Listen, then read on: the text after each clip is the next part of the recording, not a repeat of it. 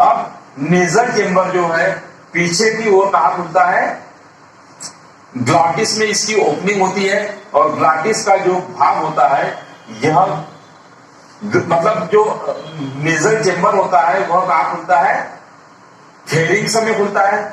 Sorry, पहले जो नासिका होता है यह कहां खुलता है, नेजल चेंबर हमारी ग्रसनी। ग्रसनी क्या होती है, ग्रसनी यहाँ पे इस प्रकार से क्रॉसिंग होती है, यहाँ पे नेजल चेंबर, नेजल चेंबर से यहाँ पे ग्रसनी। तो ग्रसनी की ओपनिंग कहां पे होती है, यह ग्रसनी यहाँ पे जिसको कि हम बोलते हैं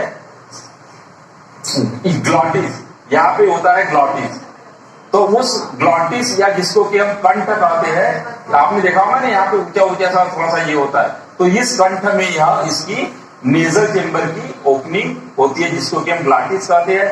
अब ग्लॉटिस जो होता है यह लेरिंग्स या जिसको हम स्वर यंत्र कहते हैं। स्वर यंत्र क्या होता है, हम जो बोल पा रहे हैं, हम जो गाना गाते हैं, तो कहीं ना कहीं हमारी जो ध्वनि होती है यह स्वर तंत्र या जिसको हम वॉइस बॉक्स भी कहते हैं, क्या बोलते हैं, वॉइस बॉक्स। इस वॉइस बॉक्स के कारण ही हम बोल पाते हैं, गाना सुन पाते हैं। इसकी बड़ी कीमत होती है क्योंकि बड़े बड़े गायक जो होते हैं इस वॉइस बॉक्स या स्वर यंत्र के कारण ही उन परफॉर्म कर पाते हैं। तो वह वॉइस बॉक्स से क्योंकि विंड पाइप के द्वारा जो यहाँ पे जो श्वास नली के द्वारा यह जो वायु जाती है, तो वहां पे वायु का नियंत्रण कुछ ऐसे होता है कि वहां पे वह स्वर में बदल जाती है। इसके बाद जो लेरिंग्स या जिसको हम स्वर यंत्र बोलते हैं यह कहां खुला है, ट्रेकिया या जिसको हम श्वास नली कहते हैं उस ट्रेकिया में खुलता है। ये दिखाई दे रही है आपको ट्रेकिया। ट्रेकिया की जो अगर मैं बात करूं तो इसके ऊपर कुछ कार्टिलेजिनस अर्ध या इसको बोलते हैं इनकम्प्लीट रिंग्स पाई जाती है।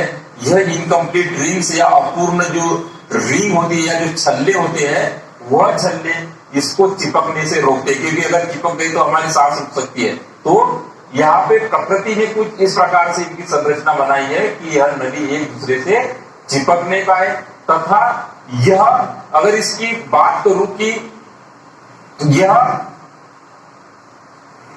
चौड़ाई की अगर हम बात करें तो सॉरी इसकी लंबाई की अगर बात करें तो यह करीब 11 सेंटीमीटर लंबी होती है, तथा अगर चौड़ाई की बात करें तो यह 16 mm यह चौड़ी होती है। और नेजल चेंबर से लेके इस ट्रेकिया तक जो पूरी आंतरिक वाल होती है श्वास की वह सीलिएटेड इपिथेलियम की होती है। ये याद रखिएगा कि जो श्वसन के लिए जो ट्रैक होता है, इस ट्रैक की जो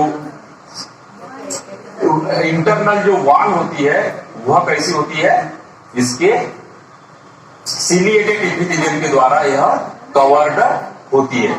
अब हम बात कर रहे हैं कि यहाँ पे धड़ क्षेत्र में आने के बाद यह ट्रेकिया दो भागों में बढ़ जाता है और इस दो भागों को हम बोलते हैं ब्रोंकस। ये दिखाई दे रहा है, ये ब्रोंकस के ऊपर भी यह रिंग्स या छल्ले होते हैं। याद रखिएगा कि कभी कभी पूछा जाता है कि रिंग्स कहाँ कहाँ उपस्थित होती है या छल्ले कहाँ कहाँ होते हैं, तो हमें जनरली पता है कि ट्रेकिया में होते हैं, जबकि यहाँ पे ब्रोंकस में भी यह छल्ले पाए जाते हैं। ब्रोंकस आगे जाके पुनः डिवाइड हो जाता है, तो जिसको हम की ब्रोंकियोल्स कहते हैं।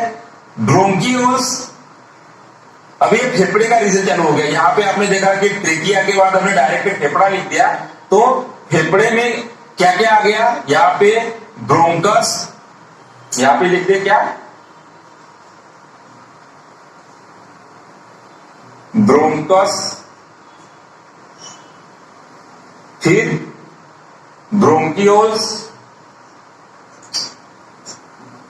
ब्रोंकियोल्स,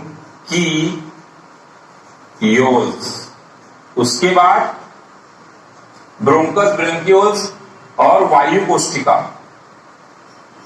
वायु कोष्ठिका, यह वायु कोष्ठिका, और वायु कोष्ठिका के बाद में येलुलाई या येलुलाई को हम बोलते हैं वायु कोश। वायु कोश,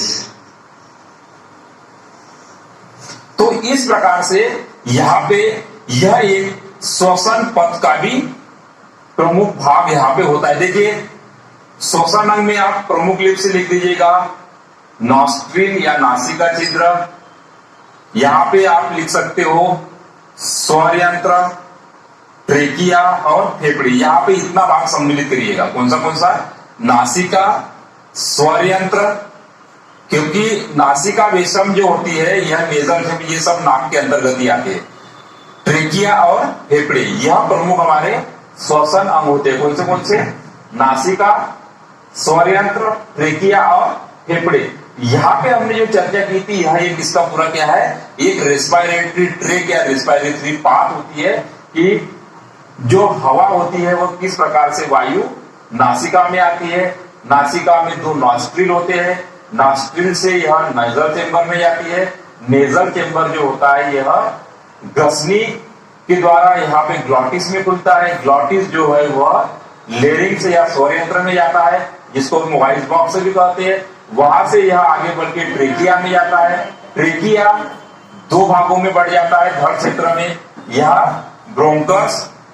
ब्रोंकस आगे फिर विभाजित हो जाता है, जिसको ब्रोंकियोल्स कहते हैं। ब्रोंकियोल्स फिर विभाजित होता है, जिसको कि वायु कोशिका कहते हैं। और वायु कोशिका फिर से वायु कोश, मतलब कि श्वसन की जो प्रमुख इकाई होती है वह वायु कोश होती है, क्योंकि गैसों का जो आदान प्रदान होता है यह इस वायु कोशों के द्वारा होता है।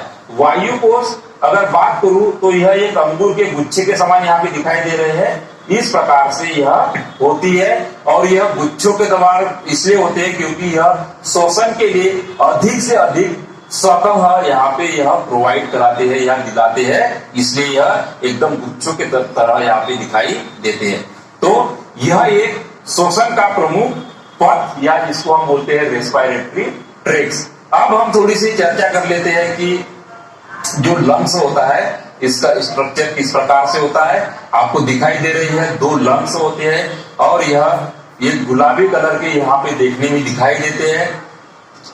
धड़ क्षेत्र में यह पाए जाते हैं। हमारी जो रिब्स या जो इसको हम बोलते हैं कि जो पसलियां होती है, इस पसलियों के अंदर यह स्थित होते हैं और यहाँ पे इनके दोनों लंग्स के बीच में हार्ट यहाँ पे उपस्थित होता है। यहाँ पे क्या होता है, हृदय स्थित होता है। अब हृदय के दोनों ओर यह पाए जाते हैं। यह जो हृदय होता है एक मेम्ब्रेन, जिसको कि हम पेराइटल प्लूरा कहते हैं। पेराइटल प्लूरा, देखो प्लूरा की अगर बात आती है तो वहां पे हम समझ लीजिए कि यह फेफड़ों से संबंधित बात हो रही है। देखो जो बायोलॉजी में कुछ ऐसी टर्म्स है कि जिसको देख के हम बात कर सकते हैं या जिसको मतलब देख के समझ जाते हैं कि यह इससे संबंधित बात हो रही है। जैसे प्लूरा की अगर बात आती है तो हम समझ लें कि यह लंग्स या फेफड़ों की बात हो रही है। अगर कार्डियक शब्द का उपयोग हो रहा है तो हम बात कर लेते हैं कि यह हृदय से संबंधित है, हार्ट से संबंधित बात हो रही है। और यदि हेपेटिक बात हो रही है तो हेपेटिक से हम समझ जाते हैं कि यह लीवर की बात हो रही है। यदि रीनल शब्द का उपयोग हो रहा है तो वहां पे समझ लेते हैं कि यहाँ पे यह किडनी की बात हो रही है।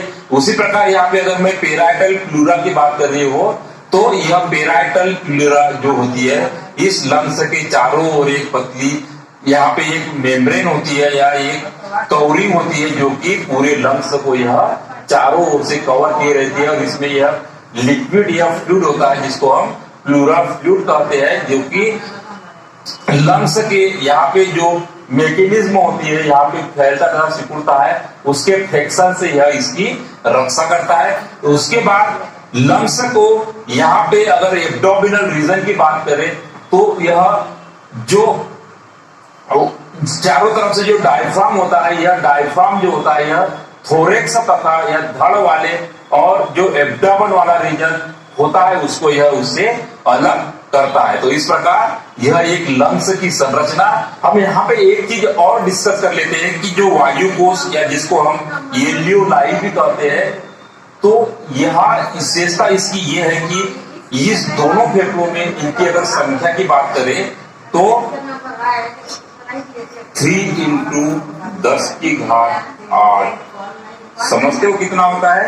3 के बाद 8 1 2 3 4 5 6 7 8 कितने हो गए? इकाई, दहाई, सैकड़ा, हजार, 10,000, लाख, 10 लाख, करोड़, 30 करोड़। 30 करोड़ येलुलाई पाई जाती है। मतलब इनकी संख्या की अगर बात करो तो छोटे छोटे अंगूर के गुच्छों के समान यहाँ पे सभी जगह यह होते हैं। तो यह येलुलार या इसको हम वायु कोष्टिका बोलते हैं। वायु कोष्टिका के बाद में यह इस प्रकार से पूरे अंगूर के गुच्छे यहाँ पे यह दिखाई देते हैं। अब यदि मैं अगर इसके सरफेस एरिया की बात करें तो लंग्स का इस वायु कोशों का जो सरफेस एरिया होता है वह 400 से 800 वर्ग फीट होता है। 400 से 800 स्क्वायर फीट। आप सोच सकते हो कि यह कितना बड़ा है। 800 स्क्वायर फीट में तो एक पूरा मकान बन जाता है। तो यह हमारे लंग्स में इतना एरिया सिर्फ गैसों के आदान प्रदान मैक्सिमम हो सके या अधिक से अधिक हो सके, उस एरिया को कवर करने के लिए यह इतना सरफेस एरिया यह प्रोवाइड कराता है या उपलब्ध कराता है। यह एक लंग्स की विशेषता होती है। तो जिसमें जितना ज्यादा येलुलाई की संख्या होगी उसकी जो श्वसन की क्षमता होगी लंग्स की यह उतनी ही अधिक होगी।